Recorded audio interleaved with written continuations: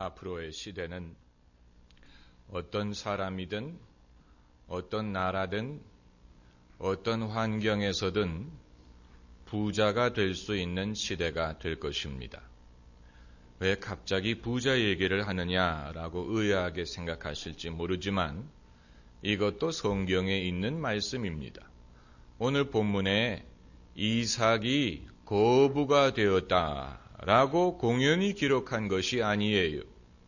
하나님의 말씀은 다 우리에게 교훈이 되고 우리에게 주시는 메시지가 있기 때문에 기록이 된 것입니다. 그렇다고 우리가 다 거부가 되라고 말하는 것은 아닙니다.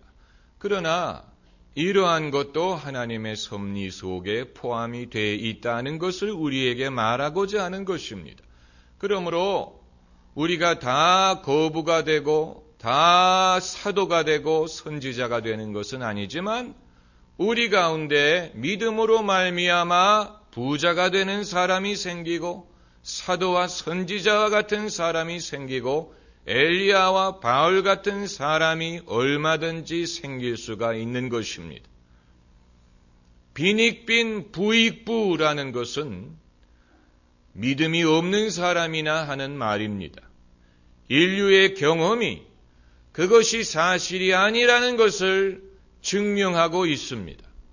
다만 세상에는 성경의 원리를 믿는 사람이 있고 기회가 모든 사람에게 있다는 사실을 믿는 사람이 있고 그것을 부인하는 사람이 있을 뿐입니다. 이것은 어떤 경우에는 예수 그리스도와 여호와 하나님을 믿지는 않더라도 하나님이 만들어주신 원리를 깨닫고 적용하는 사람이라면 하나님을 모르고 예수님을 모르더라도 하나님이 만드신 그 원리가 효험이 있기 때문에 그 혜택을 입을 수 있습니다. 일본이 그 한 예입니다. 일본에는 예수님을 구주로 믿는 사람이 인구의 1%도 되지 않지만 그러나 성경적인 원리를 그들이 발견한 것이 있습니다. 근면과 성실과 정직과 희생, 이러한 원리를 그들이 발견하고 적용을 했기 때문에 어떤 아시아 국가보다도 먼저 발전할 수 있었고 부강한 나라를 이룰 수가 있었습니다. 그들이 믿음이 없음에도 불구하고 어떻게 이런 것을 이룰 수 있었느냐? 믿음이 없더라도 하나님이 만들어주신 원리를 깨닫고 그것을 적용했더니 거기에 효험이 나타나는 것입니다. 여러분, 이 시대는 누구든지 어느 나라든지 어떠한 환경에서든지 이러한 원리를 깨닫고 그것을 우리 삶에 적용할 수만 있다면 그 속에 엄청난 가능성과 능력이 있는 것을 발견할 수 있습니다. 이것은 이 시대에만 있는 것은 아닙니다. 과거에도 있었습니다. 그러나 그것을 모르던가 기회를 얻지 못했던 것뿐입니다. 마치 민주주의의 원리가 현대 시대에 발견된 것이 아니고 그것은 옛날부터 있었지만 그러나 그것을 실천할 수 있는 기회가 없었던 것뿐이죠. 그렇기 때문에 민주주의든 인권이든 복지든 이런 것은 서구 세계의 전유물이라고 생각했지만 이제는 점점 더 많은 나라가 이와 같은 원리를 실천할 수 있는 기회를 얻게 되는 것처럼 부를 얻고 부를 창출할 수 있는 원리도 과거부터 있었지만 사람들이 그것을 실천할 기회를 얻지 못했는데 이제 와서 과거에는 가난의 대명사라고 생각했던 인도 같은 나라가 이제는 친디아라고 불리면서 인도의 전기를 소모하고 또 석유를 사용하고 공장을 짓고 석유에 대한 수요가 인도와 중국에 늘게 되니까 세계의 원유값이 오를 정도로 무시할 수 없는 그런 경제력을 가진 나라가 돼가고 있는 것이고 중국의 인구, 과거에는 먹여야 될 입으로만 생각했습니다. 과거 중국의 역사 속에 기근이라는 것이 없었던 때가 없습니다. 인구라는 것은 그들에게 늘 부담이요 단점이었지만 이 시대에 와서는 중국의 인구가 장점이 돼서 큰 마켓을 형성하고 또 인력을 제공하고 그래서 이제는 중국의 경제적인 발전을 막을 사람이 없는 그런 현상이 일어나고 있지 않습니까?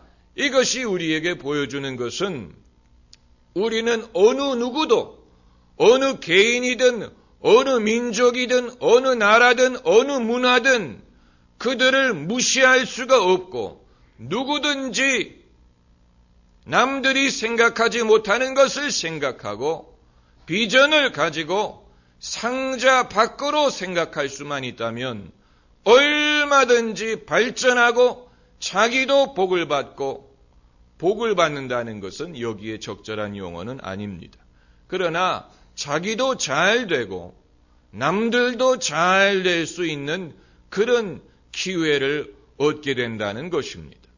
여러분, 우리가 과거에는 중동의 아랍 국가와 아랍 민족을 생각할 때 다 긍정적으로만 보지 않고 그들이 석유가 있으니까 저렇지, 석유 덕분에 잘 살지, 석유만 없어봐라, 저 사람들은 다시 옛날의 미개한 상태로 돌아갈 것이다라고 멸시하는 면이 있었는데, 그러나 두바이라는 국가는 같은 아랍 민족이지만 그들이 서방 사람들도 생각하지 못하는 번뜩이는 아이디어를 보이니까 두바이가 세계적인 각광을 받고 이제는 어느 누구도 그들을 석유 때문에 부자가 됐다고 말할 수 없는 그런 시대가 되어가고 있지 않습니까?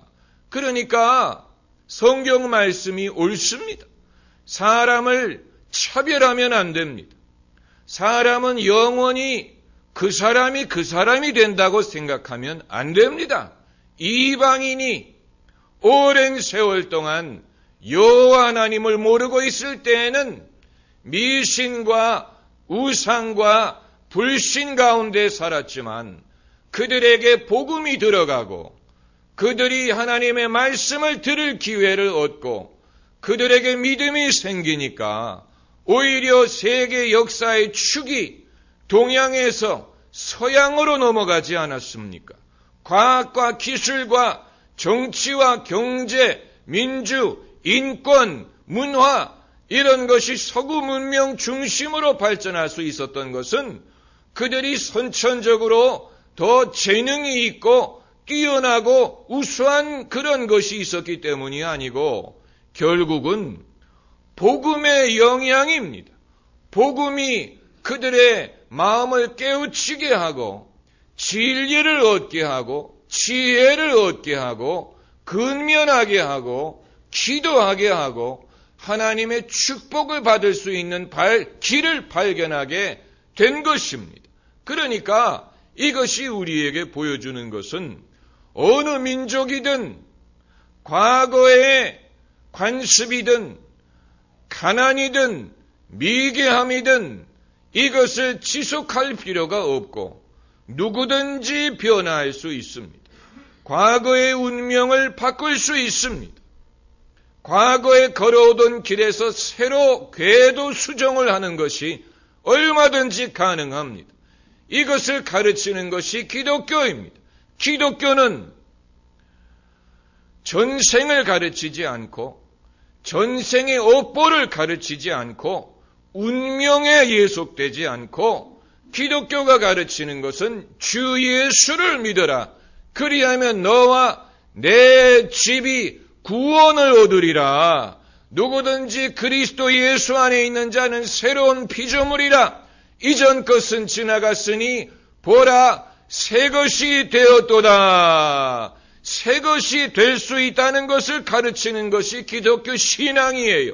과거가 어찌했든 과거에 죄가 있었든 가난이 있었든 저주가 있었든 불행함이 있었든 과거에 어떠한 일이 있었든 간에 일단 그리스도 예수 안에 있으면 새로운 피조물이라, new creation, 새로운 피조물이라. 이전 것은 지나갔으니 이전 것은 지나갈 수밖에 없는 것입니다. 왜냐하면 새로운 주인이 오셨기 때문에, 예수님이 새로운 주인으로 오셨기 때문에 옛날 주인은 떠나갈 수밖에 없는 것입니다. 마귀는 떠나갈 수밖에 없는 것입니다. 우상은 떠나갈 수밖에 없는 것입니다. 과거의 주인은 떠나갈 수밖에 없는 것입니다. 새 주인이 오셨기 때문에 천국이 임했다라는 말은 새 임금이 오셨다라는 뜻입니다. 예수님이, 하나님이 새 임금으로 오셨습니다. 새 주인이 오셨습니다. 그렇기 때문에 이전 것은 지나갈 수밖에 없고 하나님의 나라가 우리의 삶과 가정에 임한다는 것을 선포하는 것입니다. 할렐루야. 그것이 천국이 가까워왔다는 얘기입니다. 여러분, 우리가 어려운 상황에서, 참 괴롭고 어려운 상황에서 할 말이 없고 기도할 말이 없을 때